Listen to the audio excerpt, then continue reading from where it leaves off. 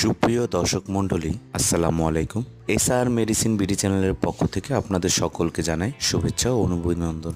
আজকে আমার ভিডিওটিতে যে সিরাপটি দেখতে পাচ্ছেন এটির নাম গ্যাস্ট্রাল ফ্যাট, যার প্রস্তুতকারক হচ্ছে ভেক্সিমকো ফার্মাসিউটিক্যাল লিমিটেড। আজকে আমার ভিডিওটিতে এই গুরুত্বপূর্ণ সিরাপ সম্পর্কে থাকবে বিস্তারিত আলোচনা, কিভাবে খাবেন এবং এর সঠিক ডোজ ও পার্শ্ব প্রতিক্রিয়া সম্পর্কে, এবং ভিডিওটি সবশেষে জানিয়ে দেব এর বাজার মূল্য সম্পর্কে। সুতরাং ভিডিওটি না টেনে সম্পূর্ণ দেখার অনুরোধ রইল।